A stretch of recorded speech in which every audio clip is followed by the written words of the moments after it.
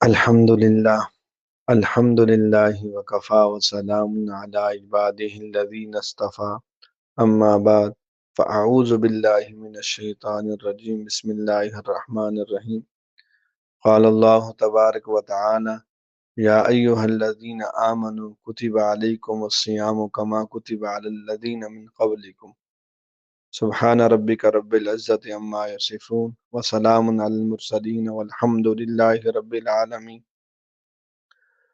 قرآن مجید میں اللہ رب العزت نے ارشاد فرمایا، اے ایمان والو، ہم نے تمہارے اوپر روزے فرض کر دیے جیسا کہ تم سے پہلی امتوں پر بھی روزے فرض کیے تھے، لعلکم تتقون، تاکہ تم تقوی اور پرہیزگاری اختیار کر لو۔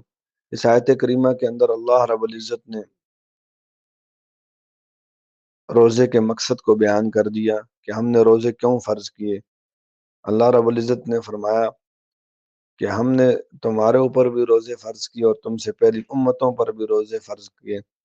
اس لیے روزے کا مقصد فرض کرنے کا یہ تھا کہ تاکہ تمہارے اندر تقوی اور پرہیزگاری آ جائے، تاکہ تم نیک بن جاؤ، تم گناہوں سے پاک زندگی گزارنے والے بن جاؤ۔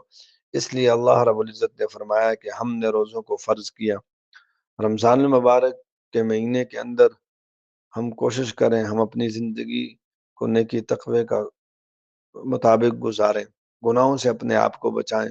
روزے کا مقصد یہ ہے کہ ہم جو ہے کسی بھی قسم کے گناہ میں، کسی قسم کی برائی میں، نافرمانی میں مبتلا نہ ہوں۔